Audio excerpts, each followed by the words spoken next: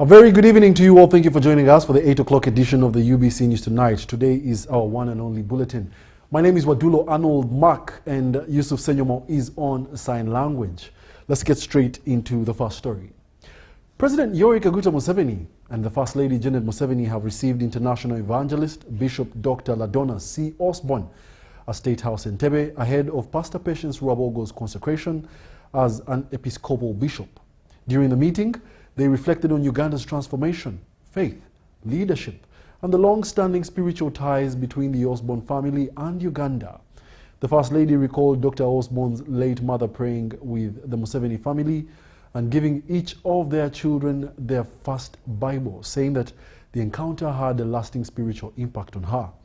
She also welcomed Pastor Patience's forthcoming consecration.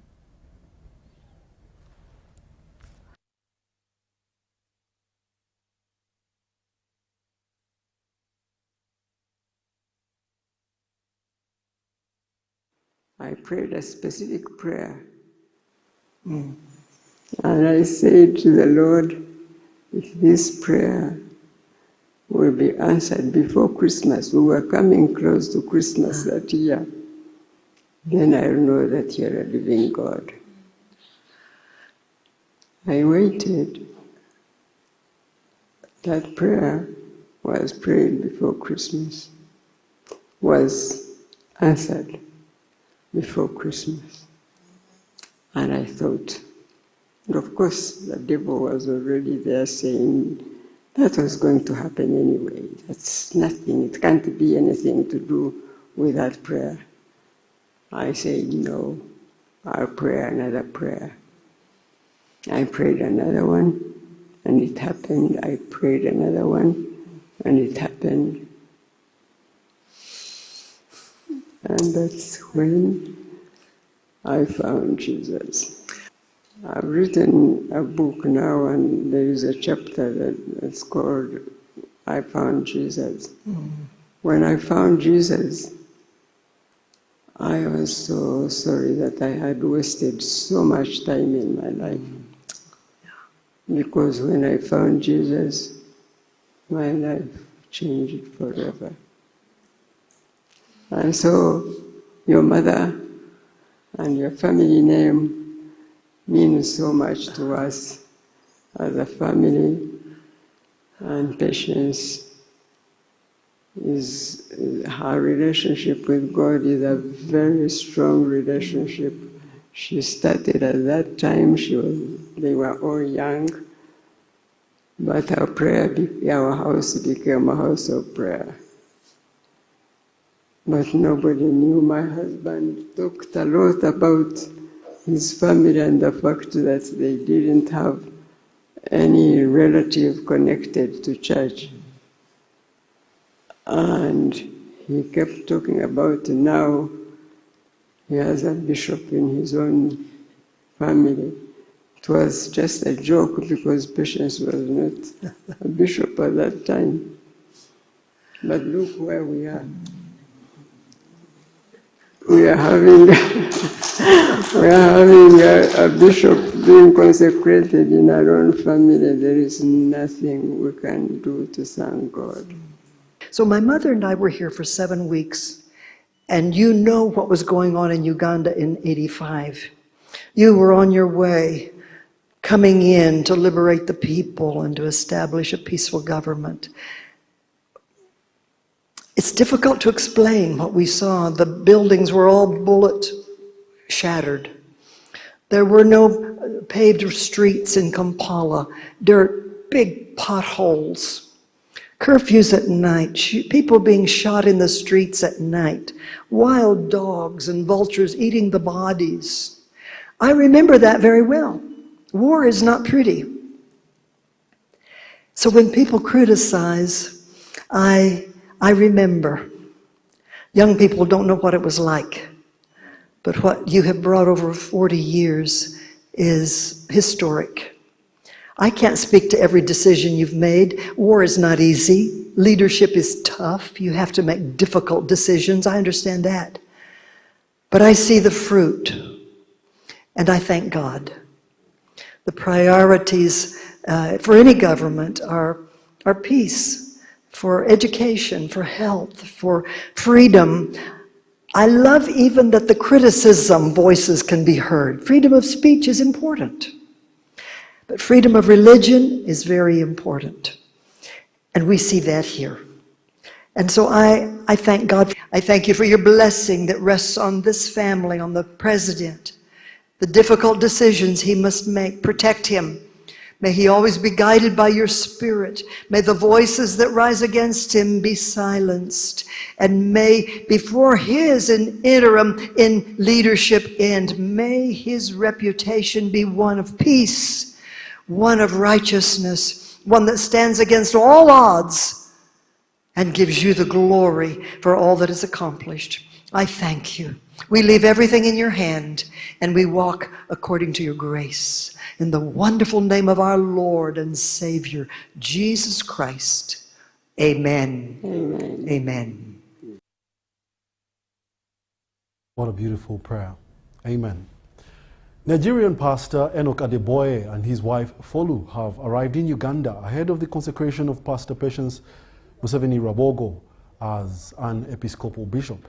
The couple arrived at Entebbe Old Airport this evening and were received by the Bishop-elect Patience Rabogo, her husband Audrey Rabogo, and Bishop Dr. Moses Odongo, the Archbishop of the National Fellowship of Born-Again Pentecostal Churches. Pastor Adeboye, who is Pastor Rabogo's spiritual father, is the General Overseer of the Redeemed Christian Church of God and President of Christ the Redeemer's Ministries. He said that he was happy to return to Uganda, having last visited in June 2019 for a leadership conference and worship gathering at Kololo Independence Ground. Ahead of Sunday's consecration, Pastor Adeboye is expected to minister to church leaders on Friday at Marriott Hotel in Zambia. Pastor Patience Rabogo will be consecrated as bishop on Sunday, 23rd August 2026 at Maya Covenant Nations Hill. The ceremony will also mark 20 years of Covenant Nations Church, which she founded.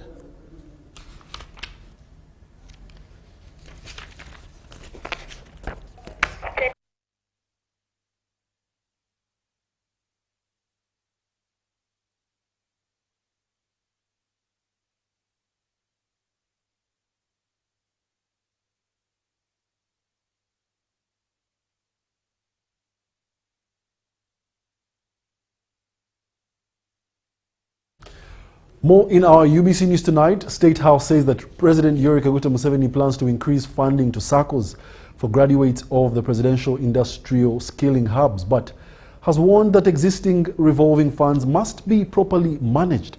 State House Comptroller Jane Barekche says that the loans must be invested in businesses and repaid to allow other graduates to benefit. Let's have a look.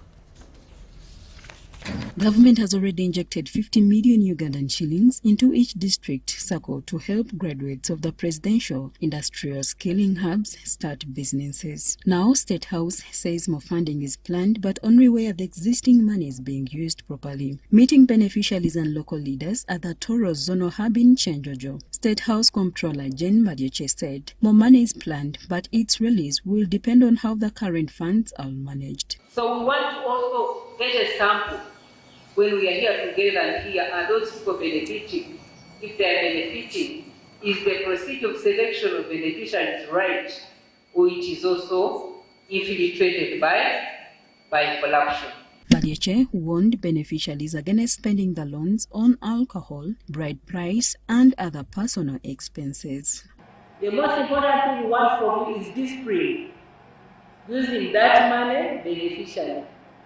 Don't take it to the bar. Don't take it to pay bride price. No. You may do business, then you pay bride price using the proceeds. A finance manager has now been deployed to track the revolving funds and work with district commercial officers and SACCO leaders. It's going to be moving into all the administrative units and see how that money is operating. Some SACCO leaders, however, say graduates without national identification cards are struggling to access the loans, leaving some of the money idle. Beneficiaries who have accessed the funds say they are already earning from businesses established after completing their training. muzairo wanga kana yenda ngenda health baitu mkango mwana nikahura kugenda health kine mugaso otaine nkayo omuntu ekyawe ekyoyokolie na mugamba ntinyoni nyende kinti asikiro obo bwine kandi kyenjojo nkaita narava hano narole byombe beto wakana mvuga na mugamba ninyenda kuita hano koloraho. State House has also asked local governments to consider graduates for contracts and other works suited to the skills acquired at the hubs. The Toro Zonal Hubs serves Chenjojo, Chegegwa, Kamwenge, Fort Portal City, Bunyangabu and Kabalole. Winnie Narusiba reporting for UBC TV. The Uganda People's Defence Forces will hold the second edition of the Chief of Defence Forces CDF Interfaces Drill Competition at Kololo Ceremonial Grounds under the theme Precision, Discipline and Cohesion. The Deputy Defence Public Information Officer, Colonel Henry Obo, has announced the second interforce drills during the media briefing at the Uganda Media Centre here in Kampala.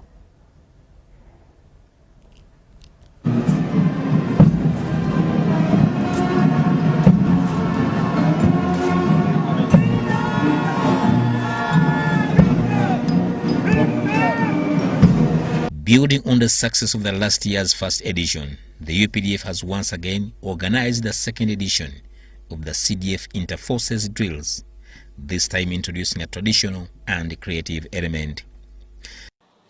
Interforces Drill Competition, that's of the year 2026. We'll hold this second edition of the CDF Interforces Competition at the same venue. That's at Kololo Ceremonial Grounds, starting from the 22nd of August, this very month, 2026, through to 25th August, 2026, under the theme, Precision, Discipline, and Cohesion, Pillars of National Resilience and Transformation. This year's competition will be held from 22nd to 25th August 2026. It has been expanded to 40 teams, drawn from all UPDF branches and services. Junior, senior and warrant officers with other ranks will showcase sword and clock stick drills, cane sticks and foot drills. In the end, the 5 top teams will also perform what we call freestyle drill displays, blending Ugandan cultural heritage with military tradition to highlight UPDF's identity.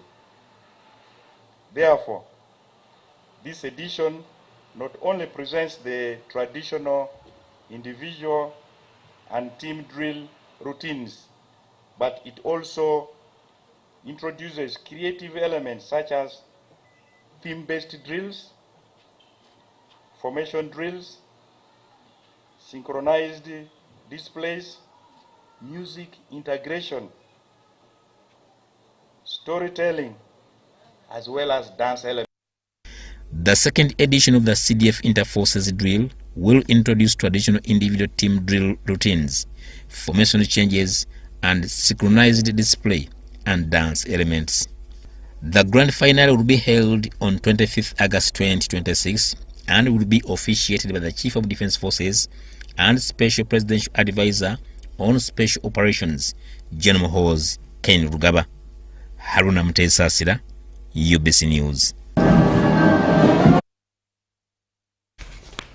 The Parliamentary National Economic Committee has called on government to stop borrowing money for projects that remain unimplemented.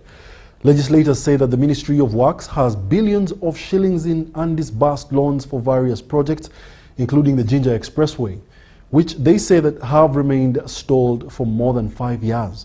The concern came as the Minister for Finance, Henry Musasizi, appeared before the committee to seek approval for a 207.77 million euro loan to finance the Ginger Mbulamuti Kamuli Bukungu Road project in the Busoga sub-region. to start some. Finance Minister Henry Musasizi, accompanied by the Minister for Works Fred Biamukama and officials from the Ministry of Works, appeared before Parliament's National Economic Committee seeking approval for the €207.77 million loan. The loan is intended to finance the implementation of the Jinja Bulambuti Kamuli Bukungu Road project in Busoga sub-region. Note the need to borrow up to euros 207.77 million, equivalent to Uganda shillings 842.71 billion from Citibank and other financial institutions to finance the upgrade of the Jinjamburamuti Kamuli Road. Musasizi told the committee that the loan to be secured from Citibank would cover land compensation and other costs associated with the project. I was explaining that in this arrangement, the financier is going to finance both the civil works and the compensation for the project affected persons. However, committee members questioned the circumstances surrounding the proposed borrowing, including the exchange rate implications, insurance costs, and the choice of Citibank as the lender. Before we approve another loan for the contractor, we have to first settle for the right of way. Because in many cases, you have to think about the money to compensate. Or otherwise, the local leaders can engage with the landlord. Discussions ensued on the issue of the financing agreement. I still want to insist that that is a very, very important document that this committee would love to receive. The legislators also questioned why the government continues to borrow for projects when funds for previously approved projects remain unused, citing Jinja Expressway as an example. The Minister of Work signs an agreement. There is a delay in implementation. A certificate is issued by the contractor. The government fails to pay. Then there is a penalty of even roughly like 600 million shilling. So we have told them that that should stop. We have learned from the previous mistakes. It is true, these PAPs been signing contracts when they know there's no right of way. We have said no more signing of contracts with these contractors when there's no right of way. We cannot sign a contract when there is right of way up to 75%. The MPs urged the ministry to first make use of the already available funds before seeking additional loans. The government contributed 50 million to this project, but there is nowhere indicated in the breakdown. They are confirmed to us is the money available. Because they're giving us money in the air. For us, we know the money is in this loan. We come here to ask for a loan. There are many stages we have gone through. Because there is no other source. If there was some other source, I wouldn't have come here to borrow at a cost. Rebecca Nantongo, Gloria Gutabinji, Parliament. Which one should we use? Wow. Officials from Uganda Civil Aviation Authority have been sent back by the Parliamentary Committee on Statutory Authorities and State Enterprises over the lack of documents validating the extension of 3 responsibilities. The committee raised concerns after officials appeared before the holding acting positions without supporting documents to justify their appointments. Uganda Civil Aviation Authority had appeared to respond to the audit findings for the financial year ended June 2025 at Parliament. Go home, prepare well, and come back when they are substantive in those capacities. Just a small letter, even 1 page.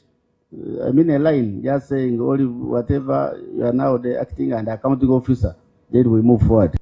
A quick consultation with the PSST to ascertain as to whether with that delegation you accordingly also take up such a role. We don't want you to be held in contempt at one stage because an institution cannot have 2 accounting officers. So the letter that I have was a letter delegating me with authority to run the institution of Uganda Civil Aviation Authority from the Director General, who is out of the country due to health reasons. In the letter, he indicated the dates from when he would be away until when he would be back, which shows 10th of May. However, in the same letter, he adds on and says, or as and when the medical doctors advise accordingly. So an assumption is that he's not here because the doctors have not cleared him to return to the country. And to us, the fact that he had put it in the letter, we assumed that that was good enough for us to sit in, or for me to sit in as acting Director General.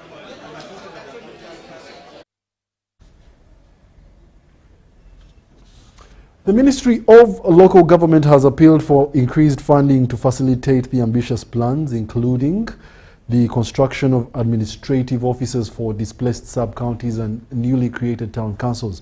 According to the ministry, more than 300 sub-counties operate without their own offices, a situation that continues to undermine effective service delivery. This was revealed as the ministry officials, led by the line ministers and the permanent secretary, interfaced with the Parliamentary Committee on Public Service and Local Government. The meeting, which initially began as a familiarization engagement between the Ministry of Local Government and the Parliamentary Committee on Public Service and Local Government, gradually evolved into an appraisal of the ministry's progress since the appointment of ministers Baramba Rugahara and Justin Namere. Our role is not to focus on highlighting your weaknesses. Our role is not to judge and castigate you. We must be a committee that carries out proactive oversight that seeks to notice the gaps and therefore forge a way forward to support the ministry to deliver on its mandate. Balamu defended the ongoing field-based supervision of government programs, describing it as a critical tool for identifying and approaching corruption within government structures, starting at the grassroots. There is no law we are breaking, but we are touching what pains them. Some of them have relatives who have been touched. I'm really sorry. Some of you and us and I, we have relatives whom we are touching. But that can't be livelihood. Being accountable, being a professional, being an engineer, doctor, professional, it doesn't exonerate you from being handled when you mismanage state powers or when you mismanage state resources. Having visited 12 districts so far, the minister shared his findings, noting that almost every district had challenges in accounting for public funds. In Bugiso, on our first day, we found ghost workers in 2 health centers that were random. One is the regional referral center, Busui, in Bungoko Central. Then we went to Bungoko Central still. We found another one in Naiku, 7 health workers who are ghost. When we asked where are these health workers, indeed they were appointed by the district. They were placed at the health center. They never reported for duty. For 2 years, they are earning salary. So on the same day they were appointed, without reporting to the station, they got a study bond that you go and study in the referral hospital of a district. I think that amounts to corruption +5. The meeting would later shift into a lobbying session for increased funding for the ministry. The permanent secretary, Ben Kumumanya, outlined several unfunded and underfunded areas that continue to constrain effective service delivery in the sector. We have a challenge of administrative headquarters for sub-counties and town councils. It's a big challenge. Government can help if it is physically available. And we put up a cost estimate of 25 billion to be able to intervene in 307 sub-counties. This is a very important issue. If we cannot have this, we may not reach where we want to go. The ministry is also seeking more than 400 billion shillings to facilitate the procurement of new stamps for local councils 1 and 2, as well as enhance the remuneration of local council leaders. I wish to report to honorable chair and members that currently the district chairperson gets 2 million. After tax, it goes to 1.7 million, and they have been making an issue about it. But if you go down, the figures continue going down, and the LC1 and 2 chairpersons get 10,000 per month, which is 120,000 a year. So we had put in a request of 116 billion, and we want your support to be able to facilitate them and be able to get more results from them. And then also we had requested, we gave stamps after the elections of 2018 to LC1s and 2s, and we believe that it would make sense to give them new stamps for this term so that probably there cannot be any games of duplication, and we would request a provision of 14 billion. After considering the issues presented, a section of committee members proposed for a review of the decentralization policy to address some of the challenges affecting local governance. Review decentralization and build institutions of decentralization. That's number one. Number two, the ministry should not be seen to be working in isolation. There are the ministries which are actually intertwined. So they will have to go back and talk the language of how to deal with those issues. It should be noted that local council leaders currently receive a monthly allowance of only 10,000 shillings. Dorcas Kimono, UBC News at Parliament. The Speaker of Parliament, Jacob Maxon Oboth, has implored accounting officers to respect the summons of the parliamentary committees. Oboth says that he received information that some accounting officers have made it a habit to skip committee summons, hence affecting oversight roles of Parliament. Some members of Parliament mentioned that the practice of some accounting officers to act on impunity had intensified and needed to be addressed. In his communication to the House, the Speaker of Parliament, Jacob Maxon Oboth, is against accounting officers who skip the parliamentary committee summons in fear to respond to the audited queries in the respective reports. I would like to remind all accounting officers that it's their constitutional obligation to be accountable to the citizens of this country through Parliament where they are represented. As the 12th Parliament strengthens the accountability menu, some accounting officers seek refuge from top government offices in an act that has since been described as impunity. We need a transparent, robust method that will show what the value for money. And this is what the President was talking about. Chisanja, no more sleep. And even in my submission, you heard me saying that in the State of the Nation, the President puts properly the policies, the things to be done. But the players, the actors, the MDAs who implement the executive's wishes are the ones who let us down. And also I should guide that if they were used to calling a speaker, nobody should call me when he's summoned to the accountability committee. Everyone must carry his or her cross.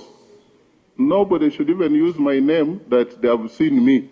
During the Wednesday plenary session, the Minister of State for Education and Sports, Peter Ogwang, warned schools that have continued to operate holiday classes to stop. This was after the matter was raised by the Member of Parliament for Nansana Municipality. It is happening in both private and public schools. Right Honourable Speaker, holiday breaks were structured by the Minister of Education and Sports to allow our children or to allow students have a rest or else have what we call a family bond. But some schools have misused this. The Ministry of Education and Sports condemns the acts of holiday teaching because we issued out circular to all chief administrative officers across the country and also issued a school calendar which both confirms teaching hours, teaching time and holiday time. Minister Ogwang implored communities to report the culprits who are against the school structures. The hotline or helpline is 0800-3777-1. That it is time for the holidays of our children. Can they allow our children to be at home and born with their parents in line with the calendar which we issued as a Ministry of Education and Sports? I thank you. Daniel Mugoya, UBC News. The Katikiro of Buganda, Charles Peter Maiga, has urged politicians to embrace cooperation with government technical staff in order to foster development in the city. He made the remark while addressing leaders from the Kampala Capital City Authority who were on a diplomatic visit to Bulange.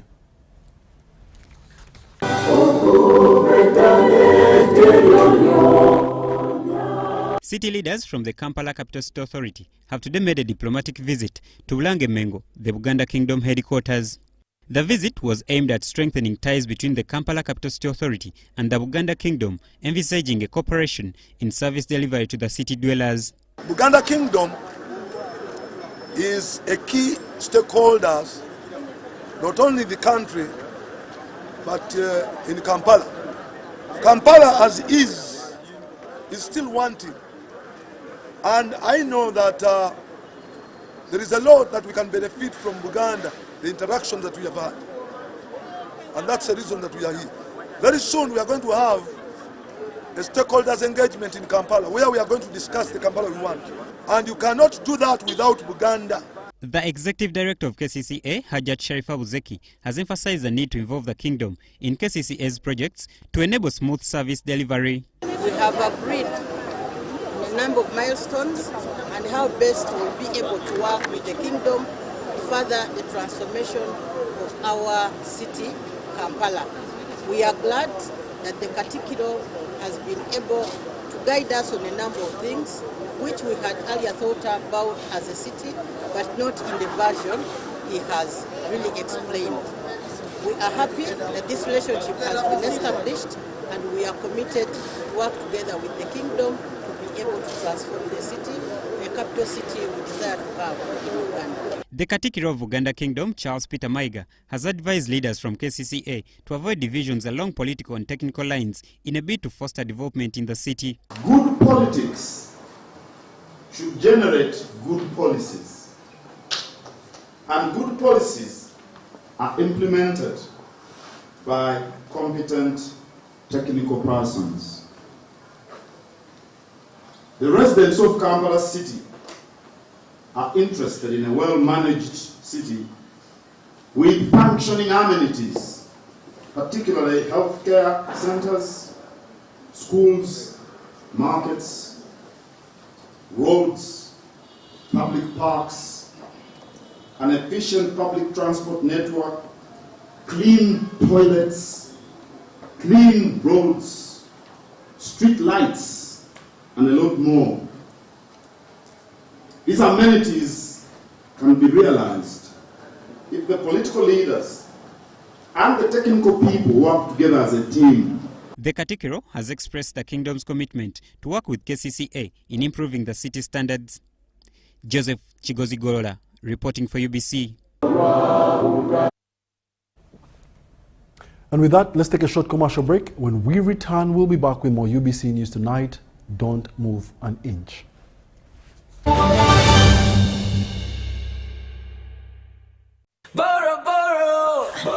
Mami! Wanje sabo Ugamontia Urina kachi Kagulini ziteka kagulini I want everything Yes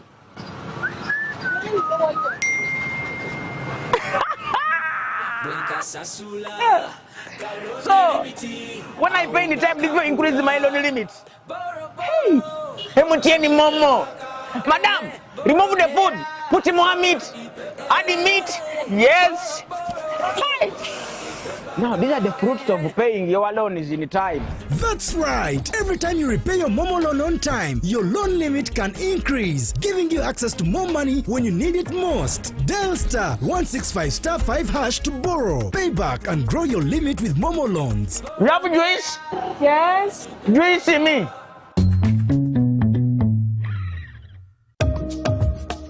What if accessing government services became easier, faster, and closer to you? Introducing Service Uganda Centers, a new initiative designed to bring key government services closer to the people under one convenient location. Less movement from office to office, less unnecessary travel, better access to services and information. At the Service Uganda Centers, citizens will be able to access national ID services, passport processing, business registration, land and revenue services, and more, all in one convenient location. Whether you are in the city or upcountry, Service Uganda Centers are being designed with you in mind.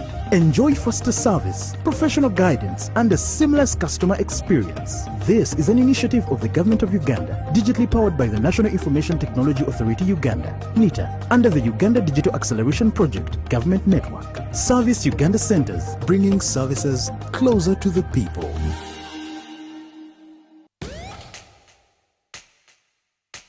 We don't need anyone's permission to move forward. What we need is the power to do it our way. Spiro is not your typical EV company. It's the power grid for African ambition. A network that connects Nairobi to Kigali, Lagos to Lome, Dar to Kampala. Not with cables and wires, but with clean, quiet, relentless movement. This is Africa, powered by us. My name is Bernadette Nambika-Ruhanga. I'm the director of the National Curriculum Development Center. I'm inviting you all to the second International Curriculum Conference that is due to take place on the 20th and 21st of August 2026 at Speak Resort Mnyonyo.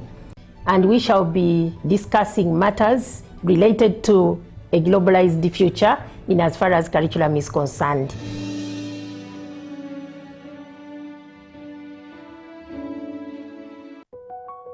Step into elegance, step into confidence, step into La Vie Boutique, located at Grand Imperial Hotel, Shop 6 and 8, right behind Bank of Uganda.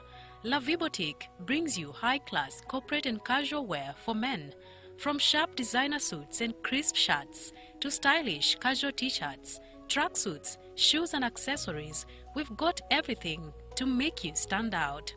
Call us on 0772 419 181 or 0705 555 558. La Vie Boutique, where class meets style.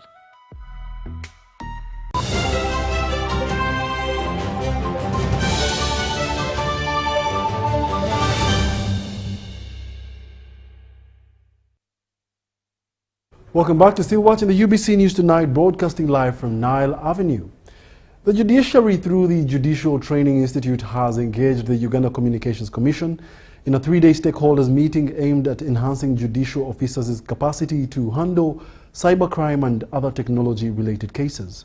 The stakeholders engagement was held in Kigo, where participants discussed the growing threat of cybercrime and the need for stronger collaboration among key institutions. As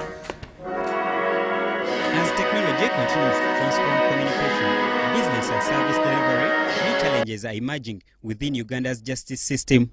The Judiciary and the Uganda Communications Commission brought together stakeholders in Kigo to share knowledge and explore ways of strengthening the country's response to cybercrime and other technology-related offences. Executive Director of the Judicial Training Institute, Professor Andrew Kauka, said the engagement is timely as it will equip judicial officers with a deeper understanding of emerging technological issues and enhance their ability to effectively handle related cases. If you grab a bag of money, you are taken before justice matter. But if you have grabbed the money online through digital sources, you go to the anti-corruption division. And there, it is technology speaking. UCC Executive Director Nyombi Tembo warned that while technology continues to drive Uganda's digital economy, its misuse is creating new opportunities for cyber criminals. Tembo called for stronger collaboration among stakeholders and law enforcement agencies to effectively prevent and combat cybercrime. Internet, yes, is very good. Social media is very, very good, but it has been weaponized. And when we understand that, then we understand that this is a battle. From the public policy support, from our political leaders, the regulators, we must know that the internet and social media spaces have been weaponized. State Minister for ICT and National Guidance, Joyce Sebugwao, said the meeting is timely, noting that communications sector plays a critical role in Uganda's economy and national security. The ministry trusts that this engagement shall go a long way in educating both the Commission and the Judiciary, and shall be the start of many more successful engagements. Deputy Chief Justice, Justice Moses Kauma Kaumi, said the increasing sophistication of cybercrime requires judicial officers to continuously update their knowledge and skills. Digital transformation is crucial for investment, trade, financial inclusion, and innovation.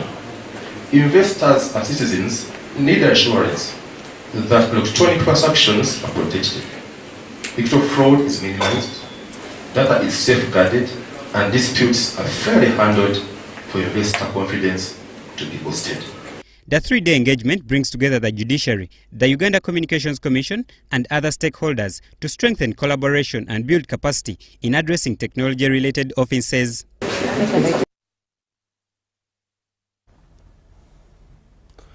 Uganda needs a national conversation that goes beyond political competition and focuses on challenges affecting ordinary citizens.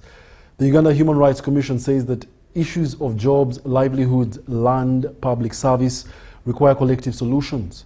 Commissioner Crispin Kaheru says that dialogue should build common ground rather than become a contest over who governs Uganda. For years, political disagreements have dominated Uganda's public conversation, but the Uganda Human Rights Commission wants the national debate widened. Commissioner Crispin says this is meant to include issues affecting citizens in their everyday lives. We have young people that are entering the labor market, find opportunities every day. We have families that are feeling the cost of living. We have communities that are anxious about their land. We have communities that are anxious about services, about their livelihood. Kaheru says these challenges cannot be reduced to government or opposition problems. He argues they are national concerns requiring government, opposition, institutions and citizens to find common ground. Uganda as a country, we are blessed. We stand at a unique moment because we have something to offer. We have something important going for such a national conversation. We have our institutions, we have the experience, we have our resources, and we also have room to have this conversation, room to talk. So we need to use that room. He also draws a line between dialogue and negotiations over political power. For Kaheru, the objective is finding agreement on how the country can move forward despite differences. It's not about sitting to negotiate who governs Uganda, like how some groups have framed this. No, it's about sitting to build greater agreement on how Uganda moves forward together. For a country facing rising expectations and competing interests, keeping the conversation open could be as important as winning the argument.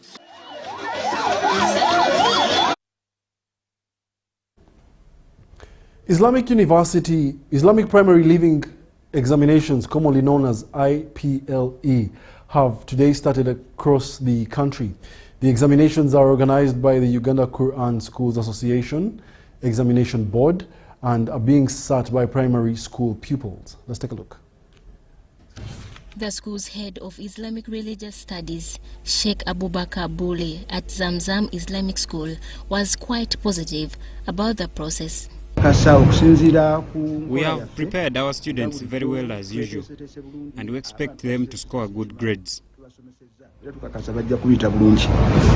At Twahid Islamic Center in Kisenyi Mengo, pupils had already started their first paper of the day, Arabic language. As are well prepared, and we are expecting good performance, inshallah. So, alhamdulillah, it's good.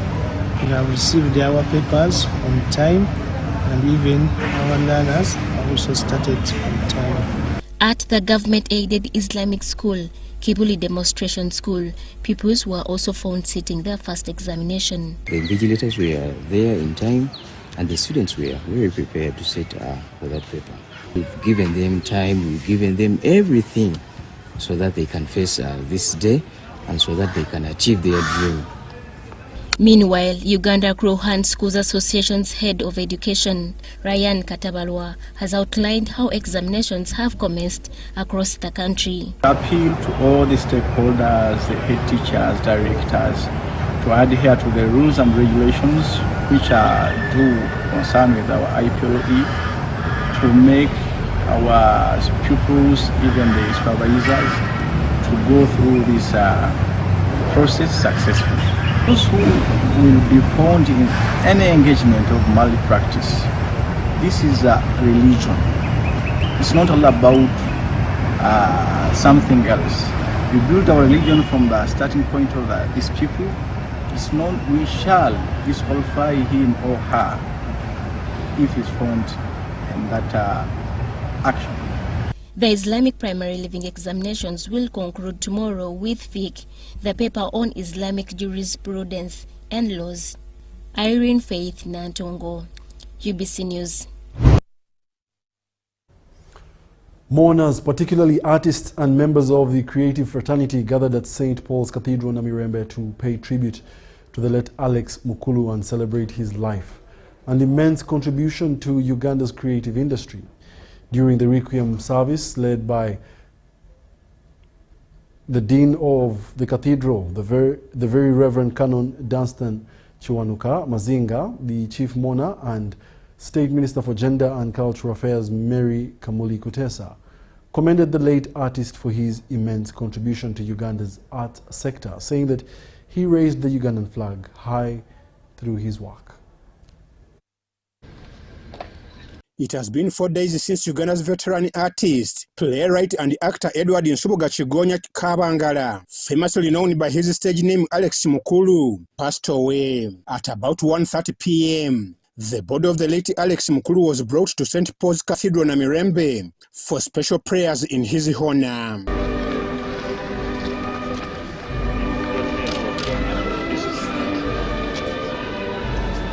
The Requiem service, led by the Dean of the Cathedral, the very most Reverend Canon Dunstan Chiwanuka Mazinga, brought together members of the creative fraternity, friends, family and other mourners who gathered to pray for the departed veteran artist and actor. Musemuno Katonda yatutonda nga tulina kuba ba mugaso okubeerawo nga tuyamba abalala.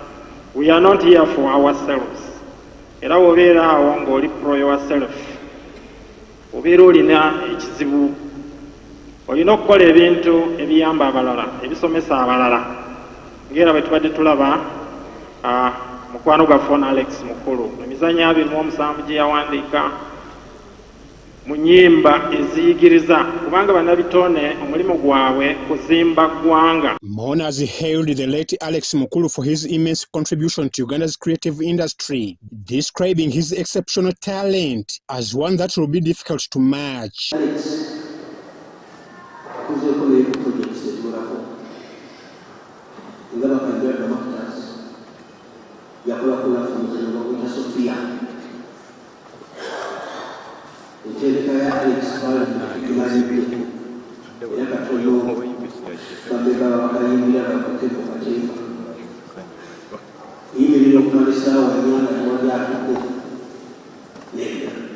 Every artist never stood a little straighter because Mukulu demanded excellence.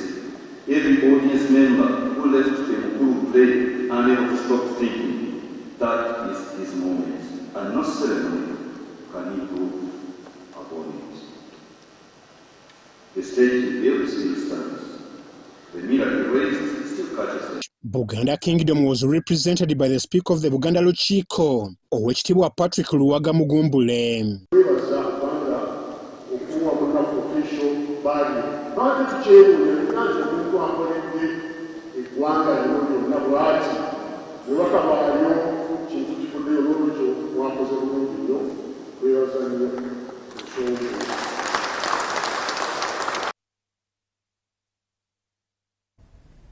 The Ministry of Education and Sports, in partnership with the MK Youth Initiative and Development Partners, is set to launch a school greening initiative targeting over 5,000 schools across the country. The initiative aims at improving school environments through tree planting as well as promoting environmental conservation. The Principal Education Officer at the Ministry of Education and Sports, Musa Birungi, has highlighted the forthcoming schools greening program. This will involve tree planting drives of indigenous tree species like cashew nuts, macadamia, and cocoa. Coming up with an initiative to green our schools. And this is why we want to green our schools, to ensure that we add on the beautification of our schools. We want to ensure that our schools get the nutritious plants. We want to see that our schools actually grow high value plants like macadamia, like cocoa. The trees are expected to provide shades, nutritional and economic benefits to schools, and in the long run benefit the schools with cooking energy in form of firewood. The official launch of the project will be held in Bujiri district on 25th September 2026, and schools asked to embrace the initiative. This initiative will help our schools to provide wood for some of our schools, but of course we'll come up with the schools of excellence, where some schools will actually provide the nursery seedlings. Michael Mulumba Waiswa, the Vice Chairperson for MK Youth Initiative Eastern Region, says the program targets more than 5,000 schools and is intended to create a healthy and more conducive learning environments in schools. The program is aimed at a mindset change for the young generation, for school-going children to understand the value of agriculture, to understand the value of a tree, and we are in collaboration or partnership with the Ministry of Education. The African coordinator of 7 Global has pledged support of free seedlings, training of schools and communities in tree growing, and help link them to farmers' markets. Development projects in India. So it was a great initiative taken by the government of Uganda, planting trees in schools.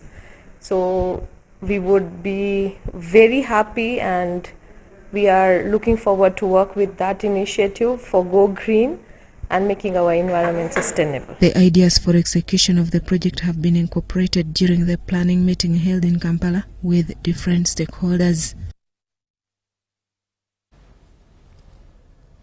Residents of Lusanja, Kitezi, remain concerned about their health and sanitation due to contamination of their surroundings. They say that the available water is unsafe for consumption, and the area is also still being used as a dumping ground for waste, further worsening the situation.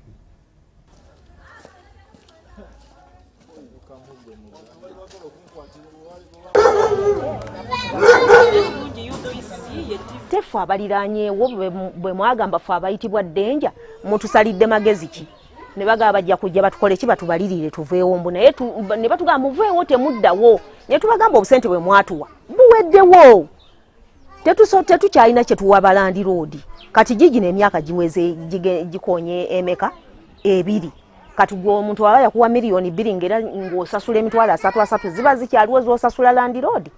Mwekitegeeza ekintu ekiyitibwa government value tetumulabangako muntu n'ogu oba yadde okutufeesinga tugenda nti gwe walina ki oba gwe walina ki tutuule twoge tetulabangako n'omu batuteeseza buteeseza ne batusulirako obusente ng'embuzi tebusobola nakola yadde ekintu miliyoni 2 gw'ozigulako ettaka n'ozimbako ennyumba miliyoni 2 oguleko ettaka ozimbeko amayumba g'ogazeewo kati so twasigalawo kuba waffe tetwasigalawo kubanga gavumenti yatubalirira tuveewo kati nze bwe bajja ewange ne bagamba tewafuna nnyo obuzibu naye nga buli mazzi agayanjalira mu nju eyo gamalanga kujjula wange ne galyoka gagenda mu nju z'abalala ne bajja ne bagamba tewakosebwa nnyo ne bampa emiliyoni 5 ku nju eyatubira toyi yatubira enju yatubira egwana kumenya kujjawo ne bampa emiliyoni 5 tubalemwako obuntu tuli bubi naddala nze nsemberedde ddala ekisasiro we kiri katebereza ekiswa ekiva wano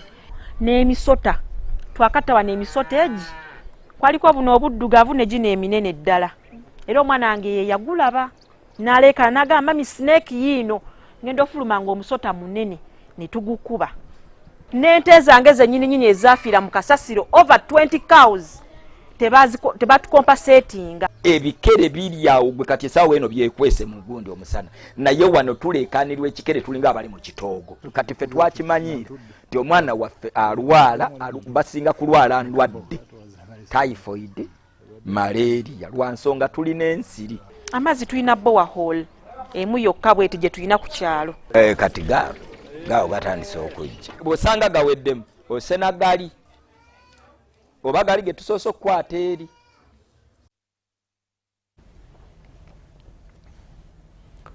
A long-held vision of the Lions Club of Kampala Central is taking shape in Bulyanhulu, Wakiso district, where a community health center is entering its finishing and equipping stage. Located about 30 kilometers along the Kampala-Gayaza-Zirowe Road, the center stands on 2.5 acres of land acquired by the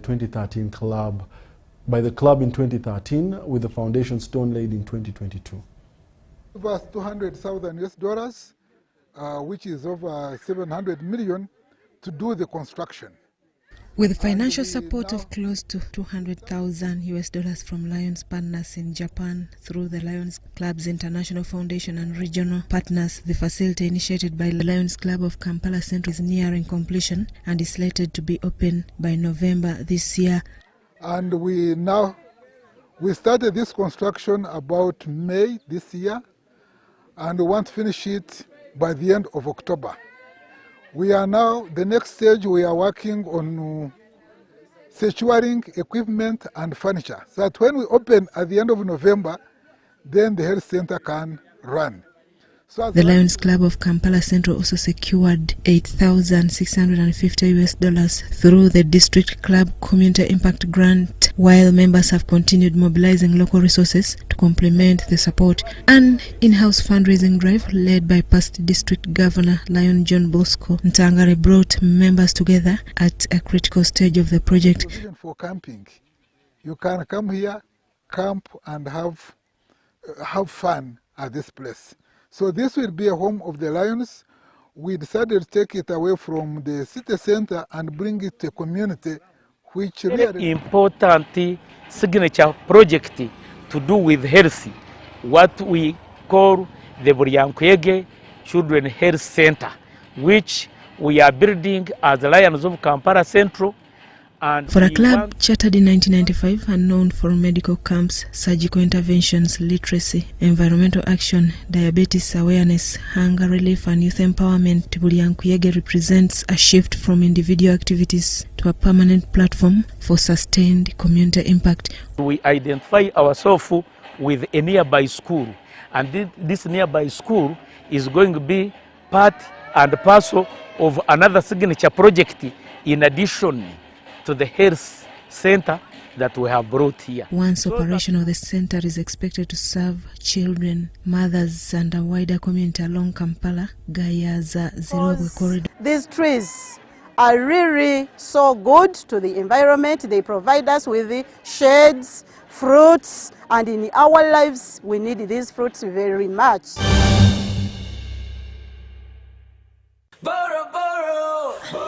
Mami! Wanje sabo Ugamotia. Oina kachi. Ha. Kagulinzi tekako. Teka kagulinzi. I want everything, eh? Okay. Yes.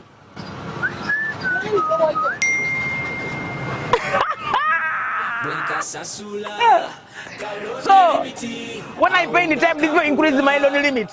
Hey, Hemutieni Momo. Madam, remove the food. Put more meat. Add the meat. Yes. Hey. Now, these are the fruits of paying your loan is in time. That's right. Every time you repay your Momo loan on time, your loan limit can increase, giving you access to more money when you need it most. Dial *165*5# to borrow, pay back, and grow your limit with Momo loans. You have juice? Yes. Juice in me. Hello. Yense mwami mukasa. Mutyaneyo. Yono broka. Yenze broka wa mayumba. Bangambye ne nyumba za mwenungiko. Kituufu. Oyagala yabisenge bimeka? Nga bisatu. Ebbeeyi bagigambye? Bangambye saataano. Nedda ssebo eno zaali nnyamuuko. Lwaki? Anti langi gye tusiigisa ya mulembe. Kati ne valiyo y'ekitundu yalinnya. Musiigisa ki? Global Paints. Mutya. Ku siiringi tukozesa Global Mat. Ate munda ne tukozesa Global Silk Vinyl. Singa kwetaga wabweru. Wabweru tukozesa Global Weather Coat Emulsion. Kusiiga gye musiiga. Ogwo omutindo ogusasulira sente zonna. Guli wumite. Global Paint, a reliable product. In Uganda, mornings don't begin with sunrise. they begin with courage. One man, one factory that has refused to stay silent. With one spark of courage, a chain of prosperity begins.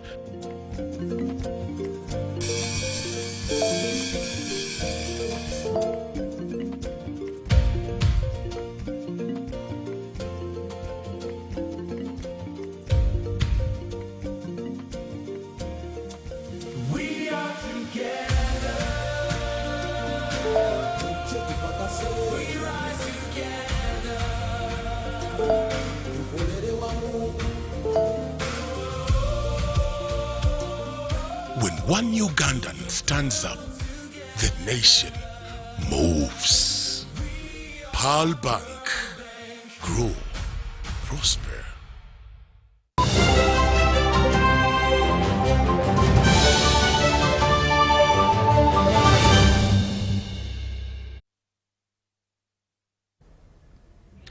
Welcome back. You're still watching the UBC News Tonight, broadcasting live from Nile Avenue. We take you into the world of business.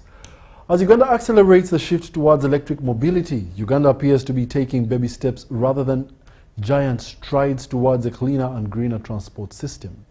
While government works to put in place affordable infrastructure to support the e-mobility agenda, early adopters believe the experience of motorists already benefiting from electric vehicles and motorcycles could help drive wider acceptance. It is still a rare sight to see a fully electric vehicle on the roads of Kampala, let alone a 14-seater public service taxi. That is why this electric taxi plying the Kampala-Entebbe route is turning heads and attracting the attention of curious commuters and motorists alike. Montana, who works as both the driver and at times a conductor of the taxi, is excited to be among the pioneers of electric public transport in Uganda. Like the vehicle, as you see it, it is electric 100%. Yeah. He says the vehicle comes with numerous advantages compared to the diesel-powered taxi he previously drove, including lower operating costs. Kati okuva mu town mpaka Entebbe, oyinza okukozesa emitwalo nga 14. Route 2, don't route 2. One route, is it one route? Genda n'okudda twandifula okozesa emitwalo 7. Kozesa emitwalo 7 mu taxi, genda n'okudda. So kati nze wano mba ku mitwalo 6, ate emitwalo 6, route 2. Kiseza gwe wa route 2 ogenda kukozesa emitwalo 14. But the journey has not been without challenges. Montana points to the limited public charging infrastructure. There's a time when you want to work, but you have to charge. So that moment disturbs, but it's still at the end of the day, you balance it. Ngoyitawo nga gwoki. Of course nga gwafunyemu. Nenga ekiba nti kya kutawanyamu because oyinza n'otuuka wano charger n'osangako omulala ng'olina okulinda okitegeera kati nga omanyi taxi. As the global transport sector races towards greener mobility, the government of Uganda says it is committed to leading the transition by changing public perceptions. And in line with our ambition, the Minister of Energy and Mineral Development has added a fully electric staff van to its fleet. The 16-seater van was delivered by Double Q, a Chinese authorized motor vehicle distributor. This car here is worth, on full electric charge, it is able to give you 300 kilometers on full EV charge. So meaning, if you compare with other vehicles, it should be able to save you about 160,000 shillings every time you fuel. So meaning, once this car is fully charged, you go a whole lot of 300 kilometers without charging again or without filling up anything. For now, Uganda's electric mobility journey may still be in its early stages, but the wheels of the green transport transition are slowly beginning to turn. Dennis Igoa for UBC.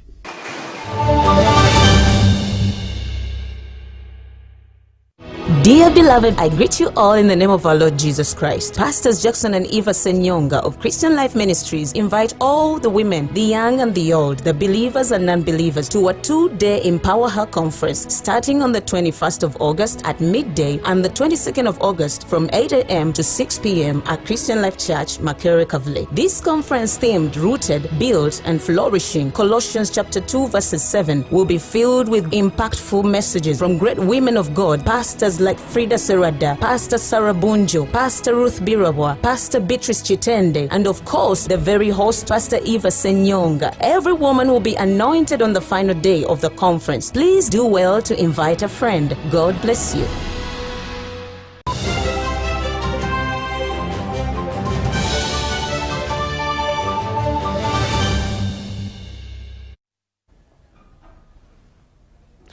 And in the world of sports, the second edition of the Ateker Cup of Nations has entered another match day in Soroti City, bringing together football teams from Uganda, Kenya, South Sudan, and Ethiopia for 6 days of competition and community bonding. The competition is aimed at strengthening unity among the Ateker communities across Uganda, Kenya, South Sudan, and Ethiopia. According to the Ateker Sports Chief Executive Officer and Vision Bearer Isaac Olupot, the initiative is already achieving its objective as young people from different communities are living, eating, and playing together. Here now we have over 48. We have 8 teams for the ladies tournament.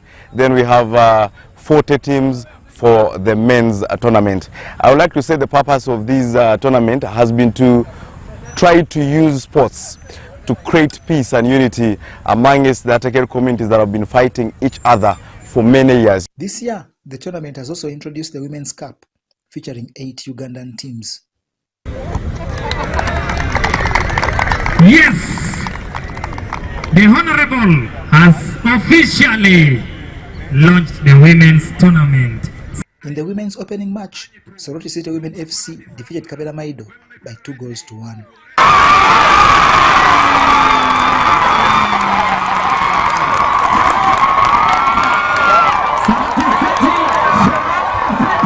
Teams are playing really well, and we applaud the management of the teams. I expect the competition to be good and well competitive. Destiny Community Development Initiative Chief Executive Officer Anne Elotu says involving women is vital, given their important role in promoting unity and strengthening communities across borders. There's been fighting between, different Ateker groups, and at the end of the day, the women are the ones who suffer most. So we are very interested in this mission, and bringing the women on board completes the whole picture, because women should be talking to their husbands, women should be talking to their sons, women should be talking to one another. In the men's category, Kumam West of Uganda defeated Kibisi FC of Kenya 7-2. Borderlands of Kenya drew goalless with Veterans FC of Uganda, while Komi Bulls edged Suguta FC of Kenya 1-0. I really appreciate that we are part of the team representing South Sudan in Uganda in Ateker Cup Nation. The tournament continues throughout the week in Soroti.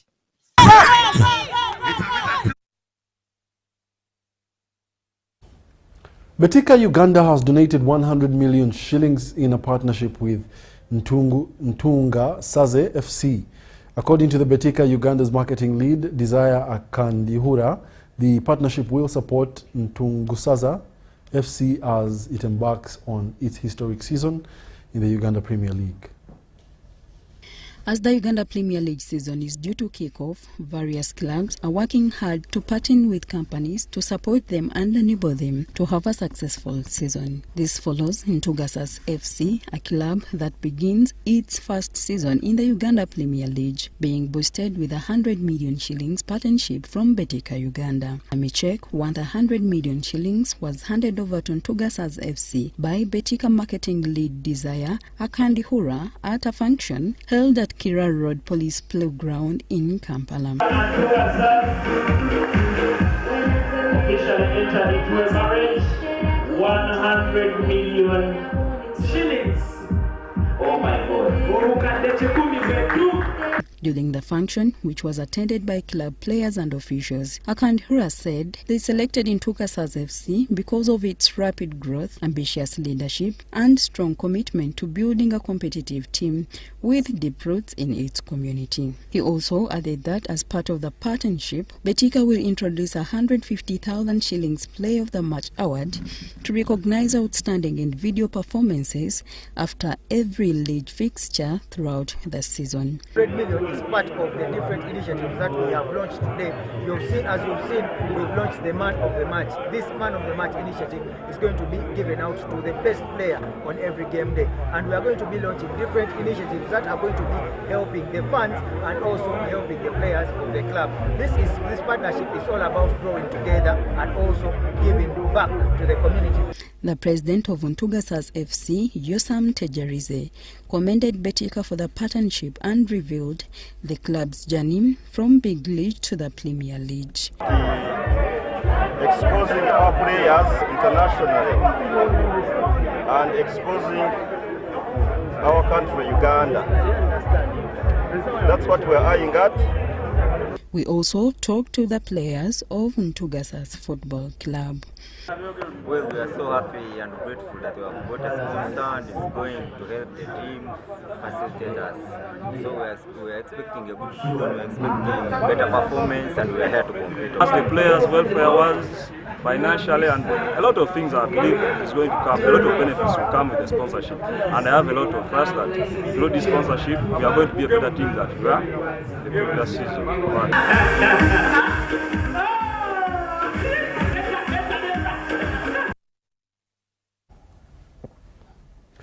And that brings us to the end of our 8 o'clock edition of the UBC News Tonight. Thank you for being a lovely audience.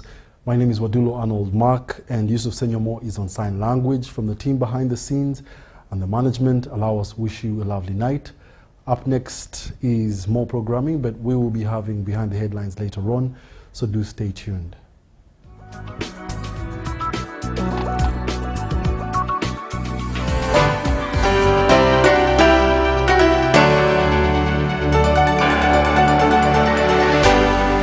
UBC, inspiring Uganda.